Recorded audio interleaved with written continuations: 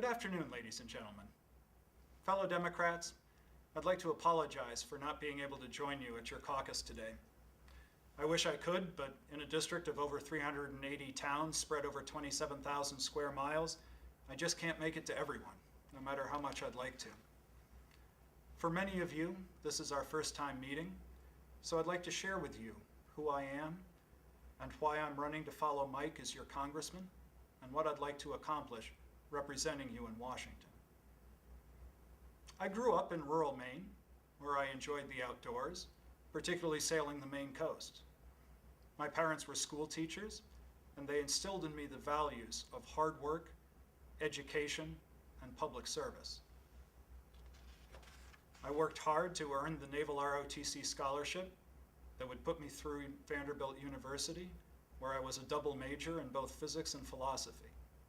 Upon graduating, I volunteered for the submarine service and was selected for the highly competitive Naval Nuclear Propulsion Program.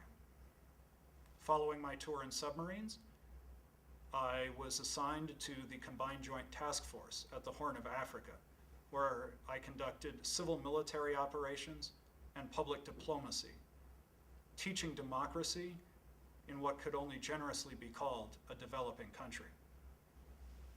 For my last 5 months in Eastern Africa, I served as the Security Assistance Officer at the embassy in Kigali, Rwanda, where I worked directly for the Defense Attaché, applying U.S. military aid and working with the Rwandese Defense Force. Returning from overseas, I have transitioned to the reserves and continue to serve as a lieutenant commander in support of U.S. Forces Korea. I'm on a leave of absence from the Fletcher School of Law and Diplomacy at Tufts University. Upon completion of my thesis, I will be conferred a master's degree in law and diplomacy with concentrations in foreign policy and international energy policy. I'm running for Congress now because I've served my country in the military, and I want to continue to serve by being a good steward of our resources. I am dedicated to building an America that is governed by the many and not the few, for the benefit of the many and not the few. Government is how we care for our fellow citizens. I'm tired of hearing that government is the problem. I believe this is nonsense. I believe that government, no matter its failings in the past or in times to come, government is a place for us to come together to solve problems. It is an instrument within ourselves for the good of all Americans. And when democracy works here in America, it sets the example for others around the world to believe that they too can have a democratic government. While I was in Rwanda with the Navy, I saw local villagers laying fiber optic cable into a ditch they had dug by hand, while my parents were still running dial-up in central Maine because they had no other option. I'm a native son returning home to serve the communities who raised me by voicing our need in Washington to rebuild this nation. I am repulsed by the lying, cheating, and name-calling within our halls of government that have crossed campaigning with good governance.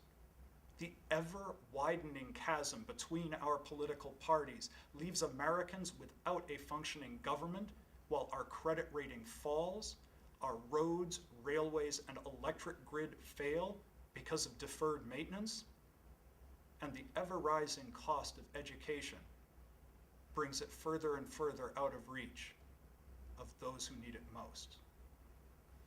We need people in government who are focused on effective problem solving, not scoring points off the opposition.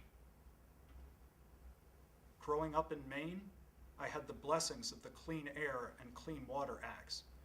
In Africa, I saw the effects of dirty water and unsanitary conditions, while governments avoided and repudiated the problems.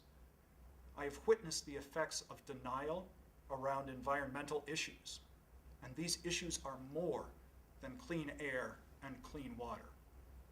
Man-made climate change is real, and it is happening now. Any government that fails to deal with the causes and effects of environmental change is failing its citizens. I grew up in the shadow of Dexter Shoe as it was closing and sending its jobs overseas to countries who use child labor to lower production costs. I watched my neighbor across the street, an elementary school principal, raise dairy cows on the side to help make ends meet, and I watched him have to sell his cows to pay his bills as the economy collapsed. We must re-examine our trade policies in face of new economic realities. The biggest obstacle to the creation of jobs in this country is the transition to a modern infrastructure. We must fix our traditional infrastructure of electricity, roads, and bridges. We must all ensure that no matter how rural our district, all Mainers have access to high-speed internet and reliable cell phone service. I am a Roosevelt Democrat. I am dedicated to the economic principles of relief, recovery, and reform that FDR embraced as he led this nation through the Great Depression. I'm dedicated to the restoration of the Glass-Steagall Act. We expect individuals to act responsibly as members of society, and we must hold our banking institutions to the same standards. The number of bank failures has dramatically increased as deregulation of the industry has expanded, and this erosion of protections must be reversed to ensure economic stability in the future.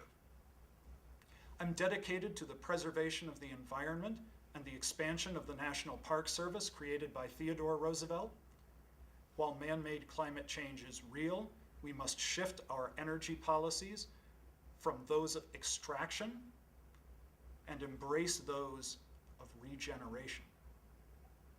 Governmental programs around these issues must focus on being self-reliant while not exhausting our resources. I'm dedicated to continuing the social justice programs articulated by Eleanor Roosevelt when she was the principal author on the Universal Declaration of Human Rights. I am dedicated to preserving the social safety net. I know it makes good economic sense to put people back to work, and I believe we have a moral responsibility to help those who cannot help themselves. Social Security was never intended to be a retirement fund. Yet, with the elimination of pensions and the raiding of pension funds by private corporations, Social Security is, for many, their only source of retirement income. Social Security is not an entitlement. Social Security is mandatory for all participants, and it must be an obligation to be paid back. Social Security should never be subject to the whims of the stock market through privatization. I cannot believe that in the 21st century, we are still talking about issues like the Lillian Ledbetter Fair Pay Act. Really, how un-American not to pay people what they are worth based on their gender. In fact, I'm shocked that we are still having issues surrounding gender at all. I was part of the integration of the submarine service to include women, and I am ashamed that it took the government so long to realize that a woman can do any job that a man can do. Equal rights, equal responsibilities. And no one has the right to stick their nose in the healthcare decisions of my future wife. No one. On a more personal level, I'm dedicated to providing veterans the medical care they need. The long-term care of all veterans will be an issue that must be included in all budget conversations. We must ensure that the Veterans Administration has the tools it needs to provide this care. Education is everything. We need to make major changes, not small ones, and not all of the changes we make will be easy, but there are things we can do to make the system better. We need to stop blaming teachers for the greater issues that plague our educational system. I will do everything I can to peg student interest rates to the same rate that banks pay the Federal Reserve. Student loans should not be the source of private profit. Above all, I pledge to defend the core democratic values from all those who attempt to undermine, end, or trade away the ideals that have led America through decades of successful growth and stability. It is time to take responsibility and find solutions to these complex problems. We must focus less on placing blame and more on fixing what we all know needs to be fixed. My name is Alden Smith, and I'm running for Congress. I hope you will support me. If you have any more questions or would like to volunteer, or if you'd just like to call up and chat, please reach out to the campaign office. I want to thank you for all your time today. Have fun caucusing.